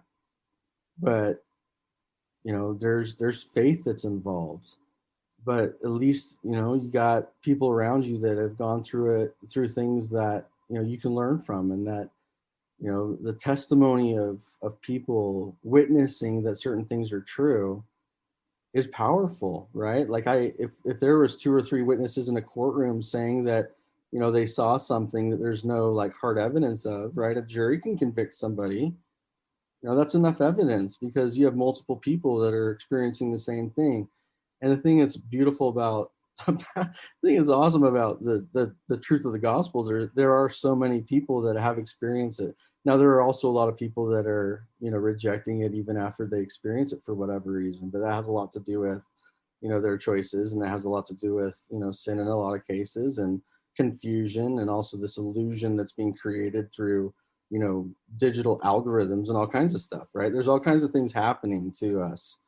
But we've got to be, you got to get past that through faith and through the Spirit. So there's a lot there, but there's a way to find peace and absolute harmony and love and eternal life for every single person. And it's different for everybody. That's a wonderful thing. Yeah. Well, I think that the great variable in this is our distance from God. As we stay close to God and his son, Jesus Christ, I think that we see these things as opportunities. We see these things as blessings. We see this life as the blessing. In whatever condition you have it, it is the gift given. If we, through choices of our own, distance ourselves from God, that's where that unfairness, that's where that, Tyler and I, we've talked about, you owe me. That notion that, by golly, I've been doing my best, and where is the blessing? And when we are saying those things, we've moved. We've distanced ourselves from him. He doesn't distance himself, but we've moved. And I think that I really appreciate your words, because you're coming from the trenches, right? It's really easy to talk about faith, and it's really easy to talk about eternal perspective, and really easy to talk about, the intentionality of the fall and all of these things when you're not in it. But Nick, you're coming from in the eye of it, right? And I really do appreciate that. And I hope that anybody that has an opportunity to tune in and hear you can appreciate that, and that they might be able to look at their life with new eyes and see that this life is the blessing, right? And there is that omnipotent, all-knowing Heavenly Father that in his infinite wisdom has designed things that we just can't see how they'll work out yet. Nick, what's your son who's at this school? What's he teaching you? That's a long earned answer, but it's not answered yet. I'd say to this point, I'll just be straight up about this, because there's certain things that you discover about yourself that You know, when you go through hard things that are hard to learn about yourself, but I don't think it's something that um, it doesn't mean what it seems to mean on the outside or else when you first learn about it. Like I'll just I'll be straight with you guys because I know how important this show is for people, and I know that I'm not the only one who's experiencing this, and I think this is something that the world is dealing with right now. But my two sons are black, right? So they have a black dad and a white mom biologically. And so when we first adopted them, it was kind of like, okay, yeah, you know, I love all people, I've never been taught any kind of prejudice or anything like that, right? And it hasn't even been on my mind, right? It hasn't even been an issue in my life. It just never has been, right? I think that ended in my family. That ended with my grandpa, who was a World War II guy. He was raised with some of that. And as we are in this modern era right now, it's such a big theme right now. This, the white patriarchy, and there are people that say things like, "Oh, well, you just adopted two black kids because you wanted a virtue signal and make yourself look good, right?" And so there's been a lot of stuff said about that. Not a lot, right? It's not like I've been persecuted for it, but there have been people that have said weird things, even in the church. And this has nothing to do with the church. This is just people, right? People are people, and they, and the thing that's interesting is that this has come from people of all shades and all backgrounds and all kinds of things, right? And so it's not like there's any particular group that is focused on this. And that's not even the big part of this. But at a certain point, when you realize that there might be some truth to that, that's a hard thing to realize. And it's not because of racism or prejudice or anything like that. It has to do with the culture that we live in, right? And wanting to receive the praise of the arm of flesh, right? And the praise of man. And it has to do with this, this desire we have to receive salvation for, things that you're told that, maybe you might be guilty of, and you want to prove that it's wrong.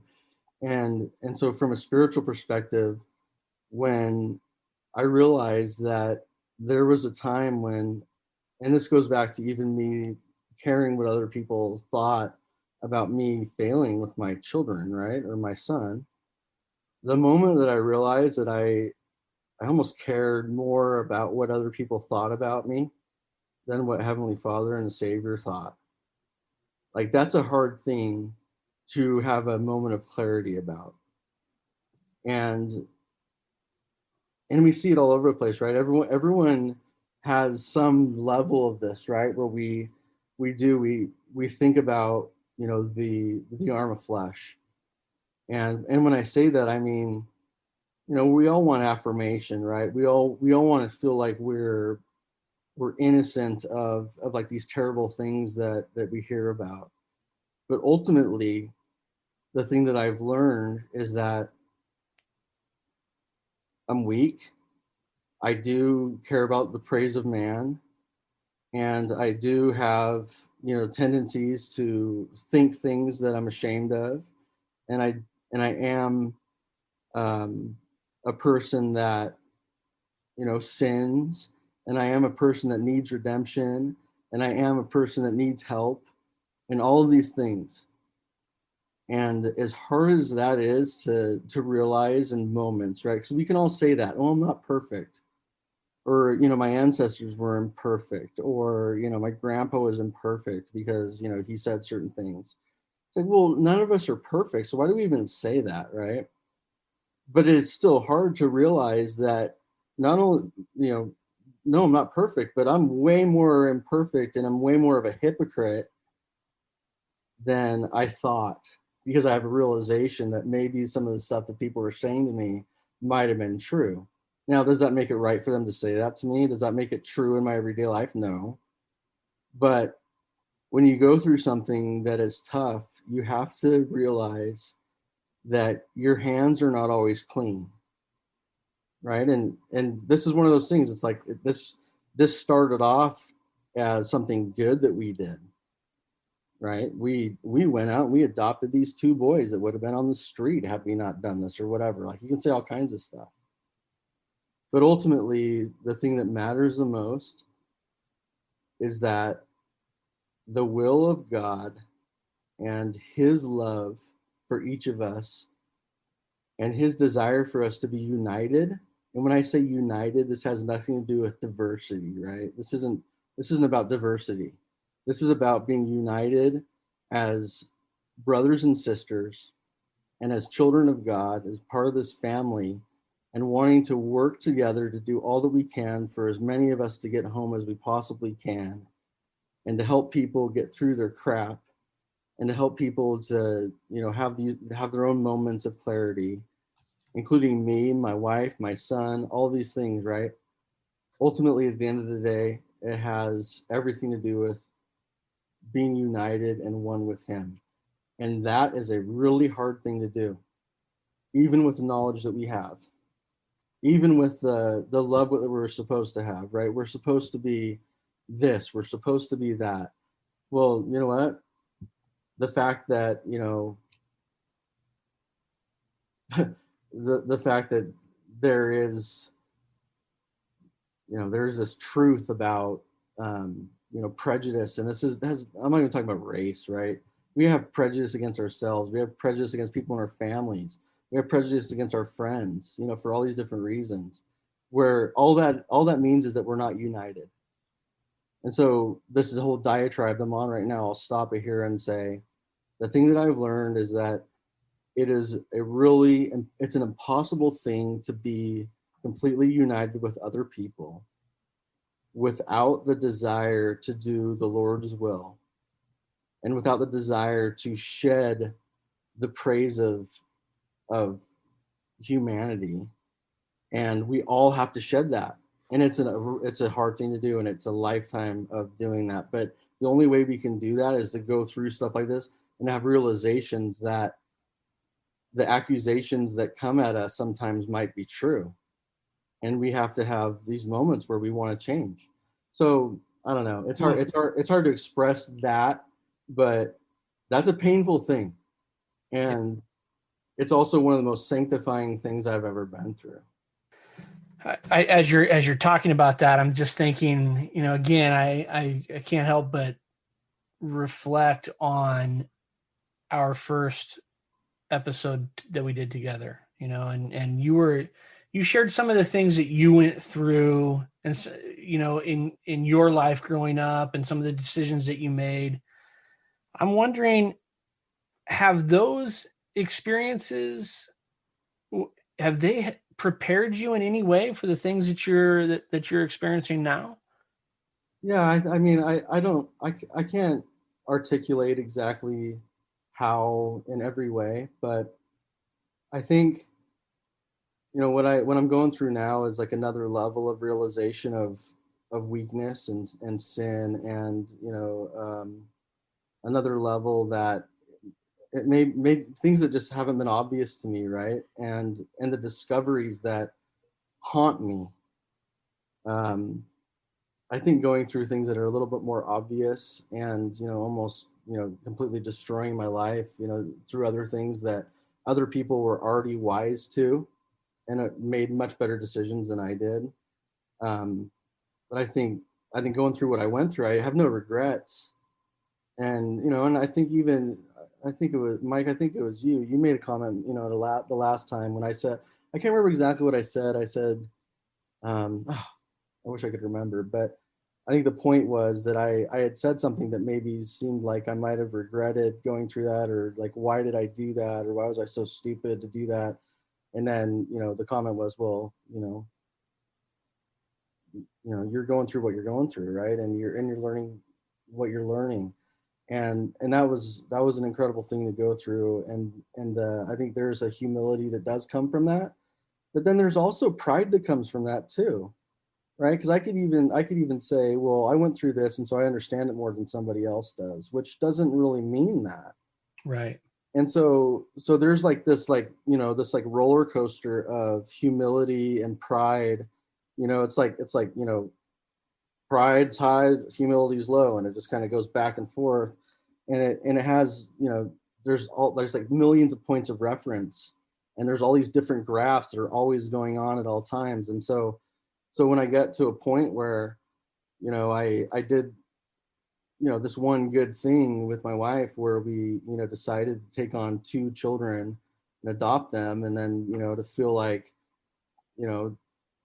that was the right thing to do. Like that wasn't even the thing that was going to be good about it. Right? That wasn't even it. That wasn't the answer. That wasn't even close. Right? Like someone else probably would have adopted them. Right? Like something would have happened. Like Heavenly Father would have taken care of them.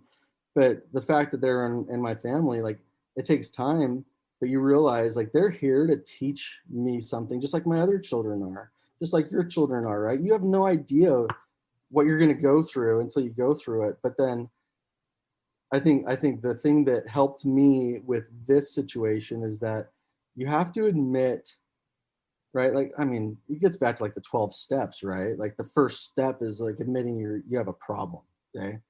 Now, not everyone's an addict in AA, but we all have like this, like if you pull out the church addiction recovery pamphlet, like, you guys probably are familiar with that, right? You guys, are in church leadership and have helped people with this. Like that book, I think every single person needs to go through that. I agree. We all have something, but it's hard. I think it's hard for people to admit certain things because, with all the stuff that we hear all the time, and look, I'm not going to get into, all this, but I'll just say there's a lot of things being taught to the youth through the media and, in other places about, let's call it, the whole deconstructionism and, the critical race theory or whatever it is, like the reality that's being taught about who we are and what we owe people and about, accountability and all this stuff. Like those are all really important things that I think we're all going to deal with to some degree. And as much as I don't agree with those things, there's no question that there's some truth to it, right? And I'm not at all trying to say to anybody that, we need to go down that path to learn about it, because you don't.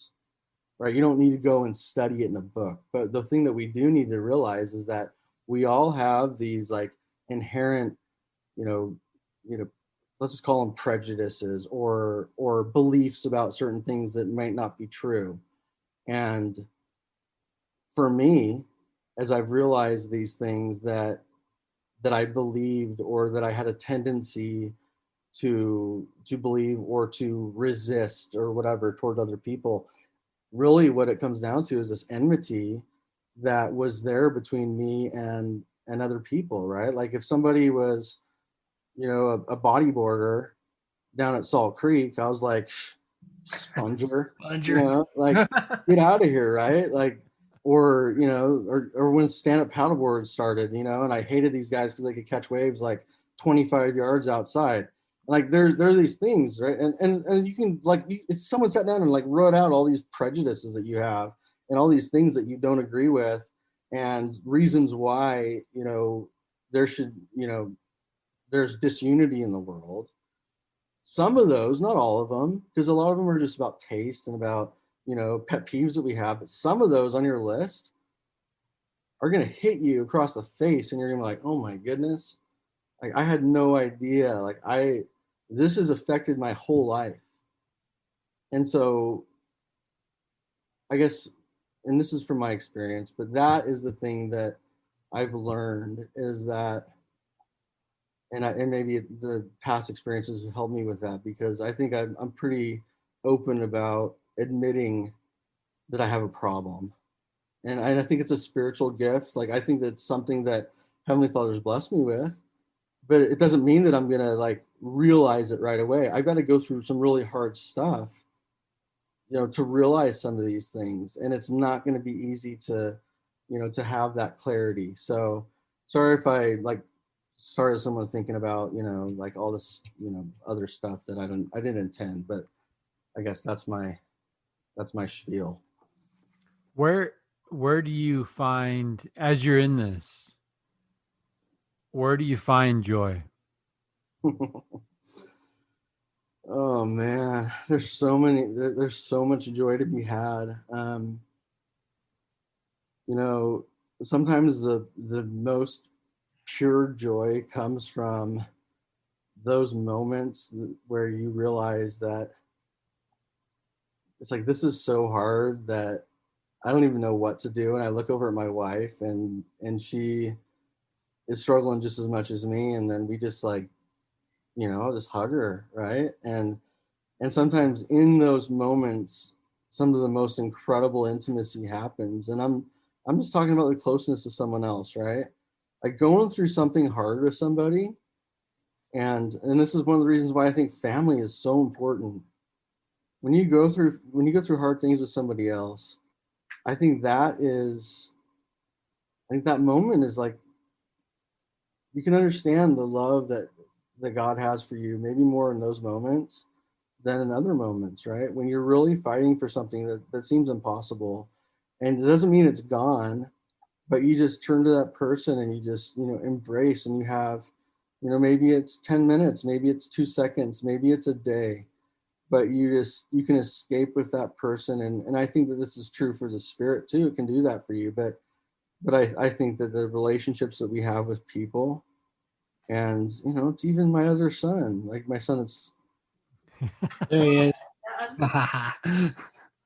Right. Like that's Braden. That's my number 3. He says he's the crazy one.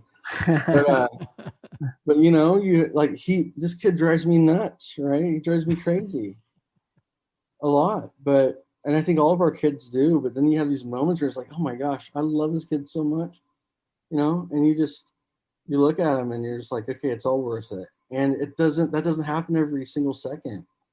There's a lot of days where you're just like, why did I do this? Like really, like, but only. Well, can I just kind of throw a highlighter on that comment, because you did this, you chose this, yeah, and so in that is a unique battle that you chose to fight. A lot of times life happens to us. A lot of times we get a phone call and we get bad news. Something outside of our control happened to us.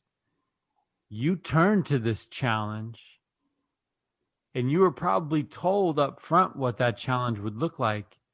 And you said, I choose that challenge.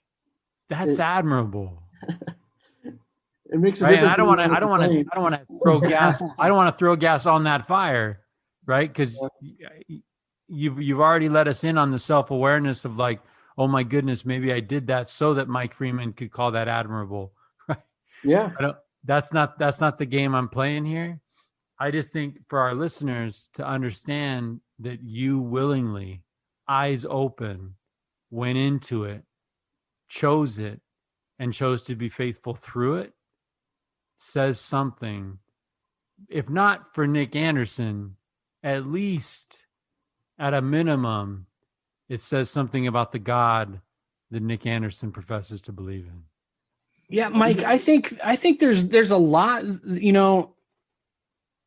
we go into things probably with preconceived notions, right? We have ideas of, hey, if I do this, it's going to work out this way, right? We construct those and we say this is what's going to happen.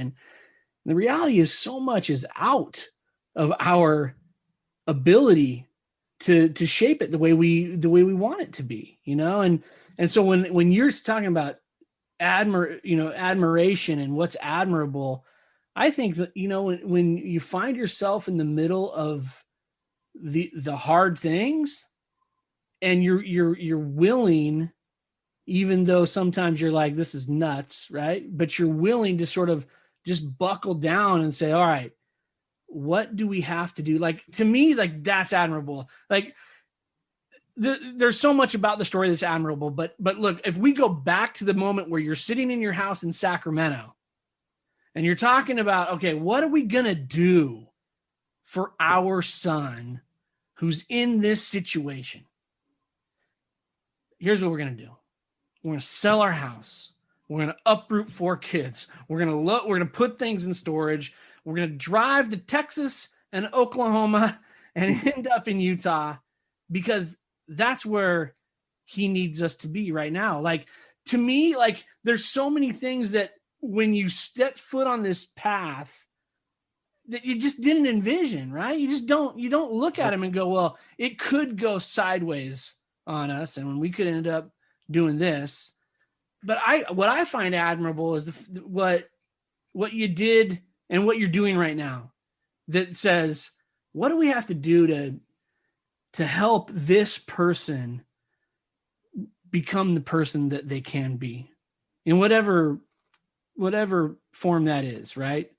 Well, and Tyler, you said it. You know, I think we've talked about hope before. One of our questions is, what gives you hope these days? Yeah. You know, and I've shared before in previous episodes, just Dr. Chan Hellman from the University of Oklahoma, and his work on hope, and he defines it as, hope is a belief that tomorrow can be better than today, and that you can make it so.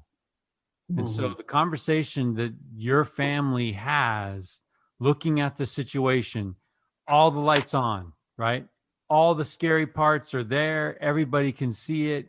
And we're still trying to find hope by exploring, what is it that we can do about this situation? And when that answer comes, and it's not easy, it's not convenient, it's not popular with the other kids, and here you are, moving, right? Because that is the tie that binds. We've talked before, Tyler, about chains that we choose. Right. You know, so many times there's that negative connotation about a chain binding me down. You're holding me back. Nick Anderson, you chose the chains. And those chains are binding you, and those chains are compelling you to act in your son's best interest and do hard things. And I just hope and pray that you will experience that hope as you do these hard things, by taking what little of the situation you can control, grabbing it with 2 hands, 4 hands, right? You and your wife, grabbing it and doing what you can do for your boy. I mean, I think I think that's great. And then the other thought that comes to my mind is, preach my gospel. There's a line in there that says, right, all that is unfair about life can be made right through the atonement of Jesus Christ. Yeah. Yeah. I if I can, Nick, I know I want to piggyback off of something that you said. You were talking about this experience, and you said, I don't know, am I looking for the praise of man? Am I failing with my son? Am I weak? Am I a person that needs help? Right? Am I being a hypocrite? And I just think, like, those questions are brave, right? It feels like Alma 5. Yeah, and so Mike, you know, like, think about that. Like, and maybe we're doing this on a regular basis. Maybe we're being introspective and we're digging at those parts of us that we think maybe. I mean, those are some deep questions. It's not like, hey, what can I do more? How can I find more time to read the scriptures? No, it's, am I looking for other people to pat me on the back because I did these things? Like, I just think those are hard questions that you're asking yourself. And I appreciate your candor in sort of sharing that self-evaluation, because I do think that's important. I think that level of honesty with ourselves is really what pushes change, right? We talk about vulnerability, and we sit in a room full of people, and we share things, and we're vulnerable in this setting. But when we're sitting by ourselves with a notebook in hand and a pen, are we asking ourselves those same questions? And are we writing that list down? And if we are, what are we doing about it? Right? Like, I'm listening to Nick. Nick's got this list down, and as he's saying it, I'm like, that's brutal. That's brutal. Like, you're all those things that you're pointing out. But the fact that you're doing that is like you're addressing those and you're saying, where am I at? And gosh, Mike, I don't know, man. I'm listening to that and I'm like, well, and a better Nick Anderson is on the other end of that. Right. Like actually coming to a point where you're acknowledging biases. You're acknowledging hypocrisy. Those are terms that create a discomfort. And that discomfort says, this hurts now more than any change it will require of me. Therefore, I will change. And I'm not saying we have to sit down and make a list of the darkest things we can think about ourselves. But I am saying if we really want change, we got to look in that mirror with the facade off. Well, and it's like, it's right? Going back full circle, right? What if in your prayer, you simply got on your knees and said, what lack I yet? Yeah. And just listened. Yeah. And get ready, right? But just listen with that pad of paper. What am I lacking, right? Help thou mine unbelief. Where do I have holes? Because I've thought about that all the time. There are some things I'm on it, and there are some things I'm not on it. If you really were to do the work, the things I'm not on reflect holes in my faith. For sure. I don't do the things that I don't believe God can do. Yeah. And that's crazy to even say out loud. But there are some things it's like, yeah, God is great. God is good. God can't help that. He can't do that. Yeah. And I put limits on it. And it reflects in my behavior. That old saying, right? Behavior is no lie. Well, and here it is, Mike, like that, right? Write that down on the pad of paper. But in all honesty, I mean, I think it's important that we're looking at ourselves at that level, because we all have kids here, right? Nick, you're talking about your kids. We all have kids. We all want the best for them. And I know for me to be able to teach them effectively, I've got to be the best version of me, right? And being the best version of me requires brutal honesty with myself. Like, where am I at? Where am I really at? Am I standing up on Sunday morning on the Rameumptum and saying it? Or am I living it? Or even better, I think even better, am I sitting down with them and saying, I am trying to live it, right? Because I think that's the honest truth. We want to get up and give a great sermon, but the reality is to sit and look someone in the eye and say, man, I'm on the path with you. Tyler, are there topics? You've done this. You've inflicted this pain and assigned speaking assignments in church, yeah. Right? One reflective question would be, is there a topic in this umbrella called the gospel of Jesus Christ that you would not be able to teach because you don't do it? Right? You ask that question with a pad of paper in a dark room, you're going to get some answers. That's a great question.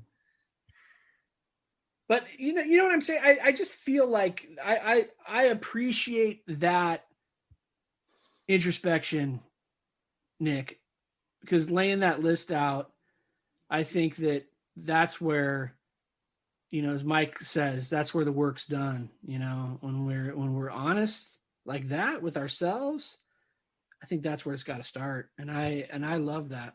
One thing I think is really important is that, you go down this path, right? And you still don't have perfect clarity, right? You're seeing things. It's like your eyes are getting used to I don't know, like you're in a room that you start to see stuff, and then you look for like the doorway where you can open it up and let the light in, or the window, right? You have to be able to see a little bit so you can get there. But right before you are about to completely open that window, it's like Joseph Smith in the first vision, right? Like Satan is right there. Like he's there. He's trying to make you angry, trying to get you to blame other people. Like I can't tell you how many times I've like blamed my wife in my mind, right? Like not out loud, but I'm like, you're the one that wanted to adopt kids, right? Like what the heck? What'd you get us into, you know? Or you're the one that wanted to adopt two, right? Like these are all things that I'm ashamed to say that I've thought, but those aren't my thoughts until I start entertaining them, right? They're going to come though. And you're going to have opposition, especially when you're having like these moments, right? It's like, again, back to addiction, right? The first step is admitting you have a problem and seeing it. And then you got all these other steps. And all along the way, every single step, you got the adversary, you have opposition trying to get you back to, you know, the addiction, whatever it is. And I'm like, I think we all, when we talk about addiction, I think as a culture, I think we got to get rid of the thinking about it as in terms of like alcohol and drugs, right? Because there's so many things that we all face that have the same kind of behavior, right? That comes along with it. And I think the way to put it is just blame, right? Like how do we blame others? And I think like victimhood and all these things where we're not taking accountability is probably the poison, right? That affects us. And so even though I've had these moments and I'm learning these things, now I have to decide what I'm gonna do with that. Right? Like that's even harder than the realization. Yeah. So like I'm still like I'm far from, you know, the end of this, right? Because even though we have made the decisions that we've made, like I still like there's still a part of me that's just like, oh, I want to deal with this, right? Like I want to focus on this and this and this. Like I don't necessarily want to see him any more than I have, because I know how hard it is. I know it's right, and I know that that's part of the journey, and that's where like the love comes in. Like, do I love him or not? And that's a like, of course I do. Of course I do. But does he know that I love him? That's a different question. And how I respond going forward is going to be like to him, he's like, oh yeah, well, mom and dad are moving and like the family's closer and all that. But, you know, is anything really going to change? Of course it is, right? You think, of course it is. But, you know, 2 months from now, is he going to feel more of my love or not? Because I have more opportunity to show him. But that isn't answered yet. And I still have to choose that. I still have to choose whether or not I am going to follow the, you know, the truth and the light and the love, right, that I'm learning. And the minute that I stop, and look, we can all make mistakes, right? That's the beauty of the atonement, right? I'm gonna slip back. There's gonna be moments when I backslide. That's gonna happen. But am I progressing forward? And I think my chances of progressing forward are a lot greater because I know what I need to do. But the big question is, am I going to do it or not? And so I think that's with all of us. We get to these points where like how many times, you know, do people like have spiritual experiences where they're just like, oh, like I know it's true, and they're bawling, and no, you know, they have the feelings, and then 2 weeks later they don't even remember it. It happens all the time. And I think that's one of the things that I think is part of the journey is getting to that place where we don't just let the atonement affect us and just like let him in and just open the door and like crack it open so he can come in and change us. Like we have to like open the door and like grab onto him and pull him into our lives. And the way that we do that is through all the ways that we've been taught by him. And that is to actively love other people, right? And especially the ones we have responsibility for. And if I don't do that, then I'm probably even more accountable and more probably in a darker place than I was even 2 months ago or a year ago, right? Like, I don't know. It's just, I don't want to be a downer on this, but No, I mean, I feel as I listen to you that you're taking the first step in that journey of 1,000 miles. He's right? doing work, right? You see the feel it. mountain. Yeah. You see the mountain, and Yeah. you know what it's going to take. You know there's a summit, and you know that there's strength, and that there's lessons to learn, but you don't necessarily want to climb that mountain, right? it hurts. Yeah, and I love that word poison, because God deals in hope and Satan deals in poison. You can guarantee everything that comes from that adversary is designed to poison you. Yeah. So those thoughts that come, fleeting thoughts, maybe when you're tired or you're stressed out or whatever, those thoughts are designed to poison your marriage, designed to poison your faith, to distance yourself, right? We build those pavilions, we hide. Yeah. And I think it's wise to see those things and to use that word, because that's exactly what it is. And that's not to say that, they're, like you said earlier, I think it was one of you said not to focus on that stuff, right? Like, I'm not going to spend my time focusing on the poison. I just know that it's coming, and I know what I need to do. It's Helaman 5:12, right?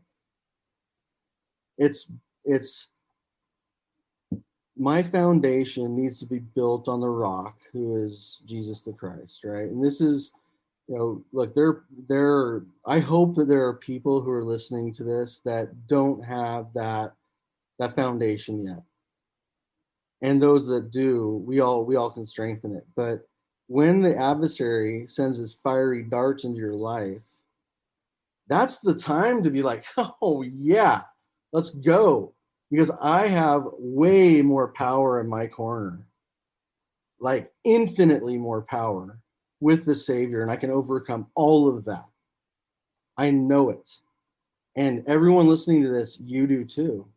And it's that path that is really ultimately what we should be testifying of, right? Like the power that comes from faith and hope and love and putting our dependence on the ultimate friend and father and all of the things that we can relate with, right? When it comes to companionship and all of that.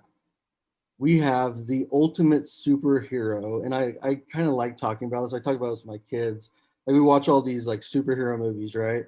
Like, oh, look how awesome, Superman is, or whatever, right? Like, we all watch these movies, like, oh, this is so cool. But you guys realize, like, this is nothing. I will say Wonder Woman's pretty cool. Wonder Woman is awesome, but then it's like, look, even son. Whoever it is, let's say it's my 7-year-old, he wants to like be Superman or whatever. Like, dude, you are way more powerful than that as far as your potential and what you can do and who you can become. And the Savior is like, these all these superheroes live in this realm, and they're all, even though they have like these superpowers, they still are like limited by this realm of, their capacity. Well, the Savior, he's limited by the realm of his capacity, but that's infinite.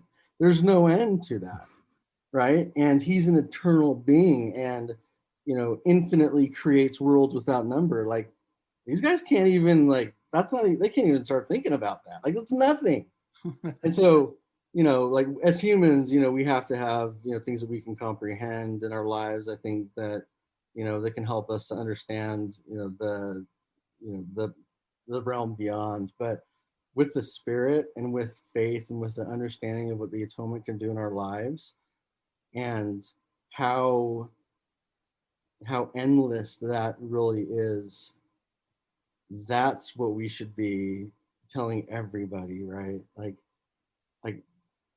one of the things that I think has helped me a lot is, like we talked about my YouTube channel, right? And like, just putting yourself out there, right? You guys are doing it. This like art of conversation that you guys are learning how to master, and you guys started off in this place that was incredible, right? Like the way that you guys go about this is inspired.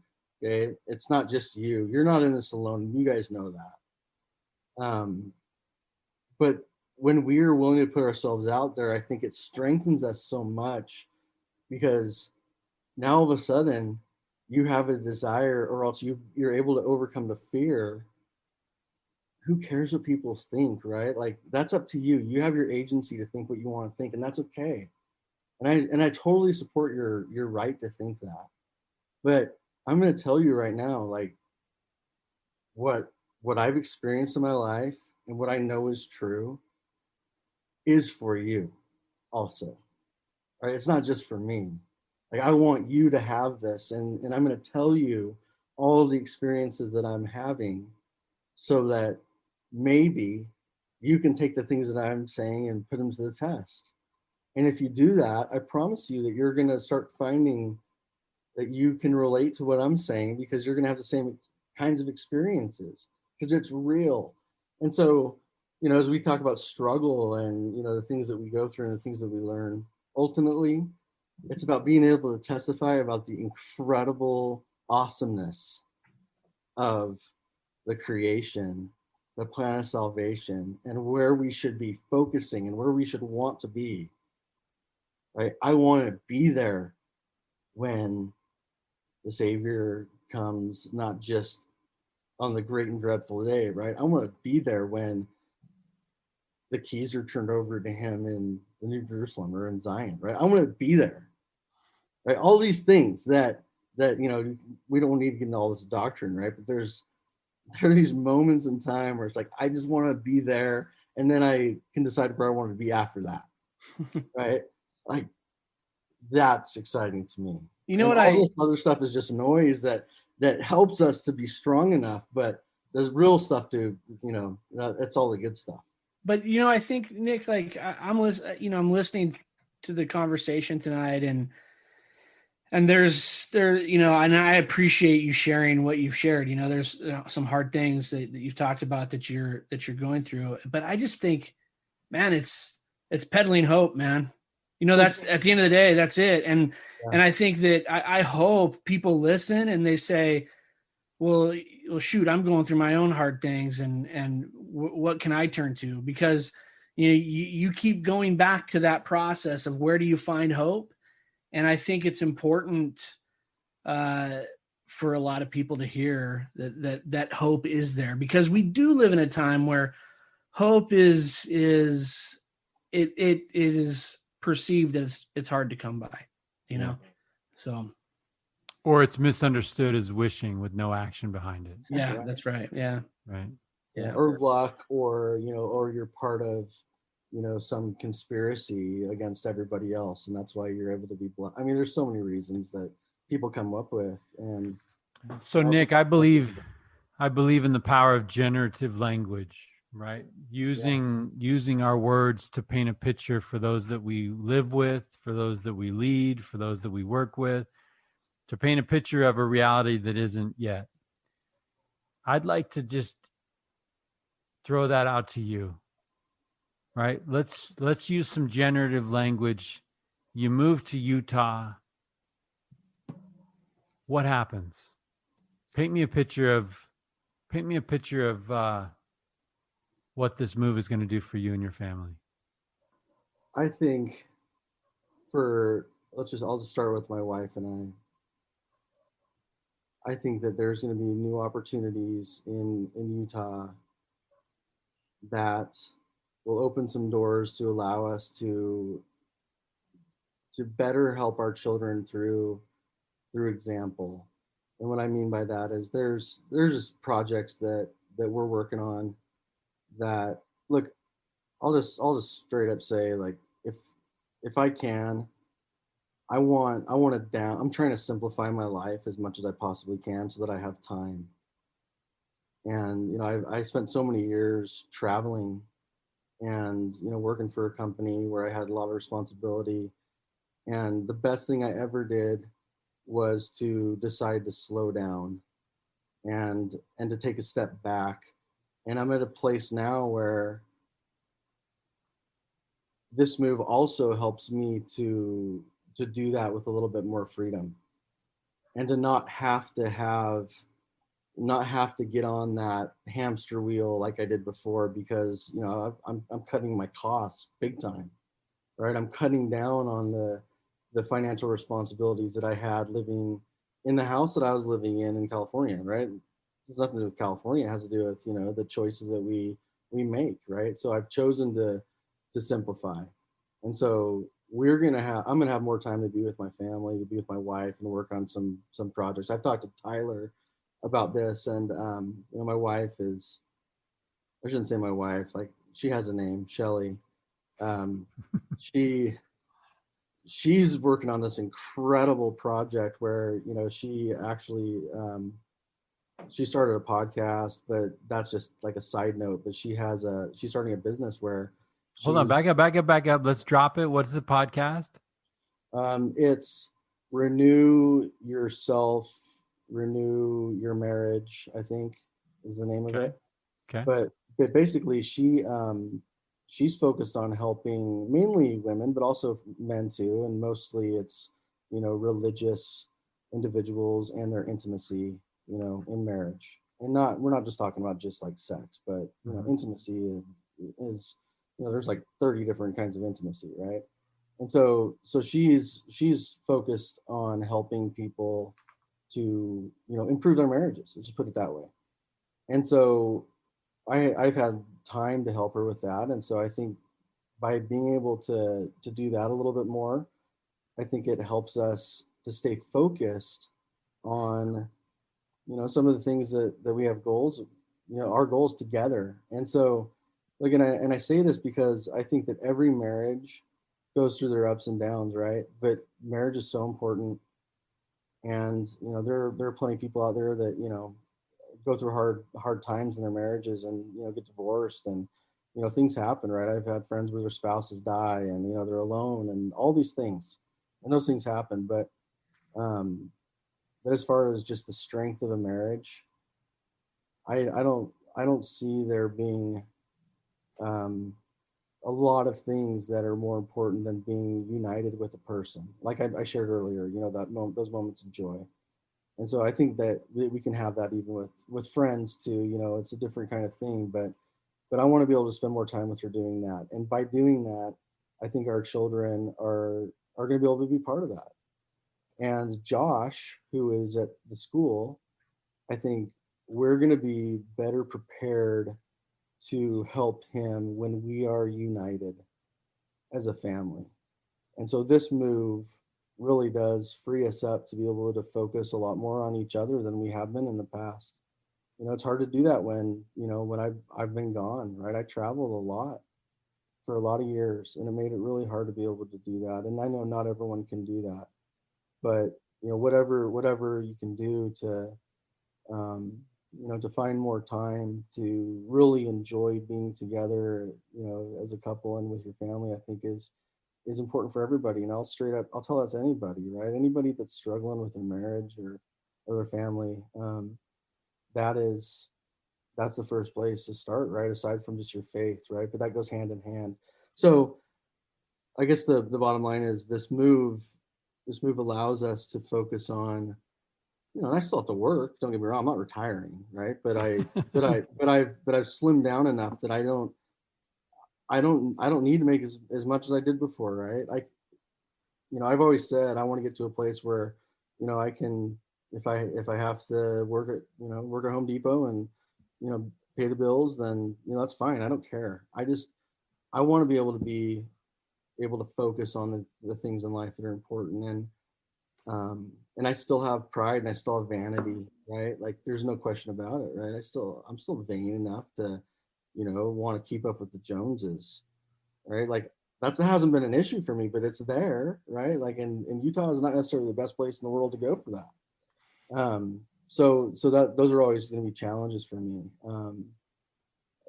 But that's okay. I think that this is our opportunity to become one as a family. And, even though that's always been a goal for us, I think it becomes a reality. And therefore, we'll be able to meet the needs that Josh has and be able to give him what he needs to be able to transition home and to kind of regain the freedom that he deserves and to be able to go on a mission and those things that he really wants to do. That I have to focus on my priorities if I'm going to be the kind of person that I need to be for him. Well, with an answer like that, man, I would just throw out an amen to that, right? Yeah. That as you say it, the doors will be opened and that opportunities will be presented for that to happen. And it seems kind of silly with an answer like that, but tradition is tradition. This is the Richest Men in Town podcast. You know how we end this thing. You've done this thing before. I want to thank you for again bringing it and letting us in. It sounds like things have changed a little bit since we last got together. I'm wondering how you would answer the question, Nick Anderson, what does it mean to you to be the richest man in town? It's an overwhelming sense of joy to even be able to consider something like that, especially when you guys have taught me in a lot of ways, and your guests have taught me what it means to be the richest man in town. Right? There's so much good, and I think for me right now it's realizing how much good there really is when there is so much darkness. And look, and I talked a lot about realizing that there is darkness in me, and I think we all know that, right? We're all human beings and we have issues and stuff that we deal with. But being the richest man in town means that I can choose what I focus on. I can choose what I let into my life and what drives me so that I can accomplish things that are that you would expect from somebody who's the richest man in town, right? To live up to that. And we all know that being the richest man in town isn't something that you just are, right? You make choices and you get to certain places, but then that means that you have a lot more choices that you have to continue to make. And so the gratitude that comes with, being the richest man in town means that I get the choice, I get to choose. I can still choose. What an awesome thing to be able to make choices and have agency. So I guess that's my answer today. I love that answer. I love that answer. And I want to wish you the best of luck on the choices that you've made, right? We're looking at that mountain with you, and we know with the help of the God that you believe in and Jesus Christ that anything is possible, right? Luke 1:37, nothing's impossible with the Lord. So I tip my hat to you, man. I appreciate you letting us in on a vulnerable season for sure, where you're at right now. Nick, it's been good, man. We've been looking forward to getting you back with us since our first conversation, and I do appreciate it tonight, man. You know some of the things that you talked about tonight. I'm looking forward to having your voice back over the over the airwaves and let people hear what we talked about tonight, because there's some lessons learned, and in your words, there's so much good. And I appreciate you sharing what you did, man. We love you and we appreciate you. I love you guys too. I really mean that, and I thank you for every week. You guys are doing some awesome things, and I know the Lord is working through you, and so I appreciate you being willing to do what you're doing. Well, you enjoy Oklahoma, huh? Yeah, will. have fun with the kids and Shellie as you're traveling, and give Josh a hug when you get there to Utah. We appreciate you, brother. Take care. All right, thanks, you guys. All right. Have a great night. Bye.